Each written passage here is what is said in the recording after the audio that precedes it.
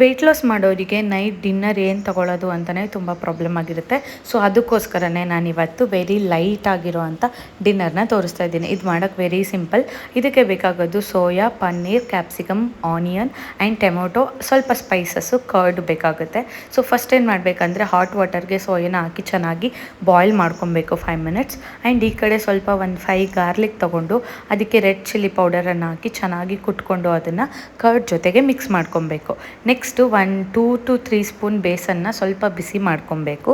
ಅದಾದಮೇಲೆ ಇವಾಗ ನಾನೇನು ಫ್ರೈ ಮಾಡ್ಕೊಂಡಿರೋ ಅಂಥ soya, paneer, tomato, capsicum, onion ಎಲ್ಲನೂ ಹಾಕಿಬಿಟ್ಟು ನಾನು ಕರ್ಡ್ಗೆ ಏನು ಮಸಾಲ ಮಿಕ್ಸ್ ಮಾಡಿದ್ದೆ ಅಲ್ವಾ ಅದನ್ನು ಹಾಕ್ತಿದ್ದೀನಿ. ಅದಾದಮೇಲೆ ಬೇಸನ್ನ ಕೂಡ ಹಾಕಿಬಿಟ್ಟು ನಾನಿಲ್ಲಿ garam masala, coriander powder and ಕಸ್ತೂರಿ ಮೇಥಿ, ಅದಾದಮೇಲೆ ನಾನು ಆರಿಗ್ಯಾನೋನ ಹಾಕ್ಕೊತೀನಿ.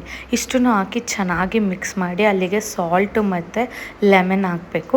ಫೈನಲಿ ಸ್ವಲ್ಪ ಆಯಿಲನ್ನು ಸ್ಪ್ರಿಂಕಲ್ ಮಾಡಿದ್ರೆ ಸಾಕು. ಅದನ್ನು ಮಾಡಿ 18 ಡಿಗ್ರಿಯಲ್ಲಿ 15 ಮಿನಿಟ್ಸ್ ಮಾಡಿದರೆ ರೆಡಿ ಆಗುತ್ತೆ. Must try.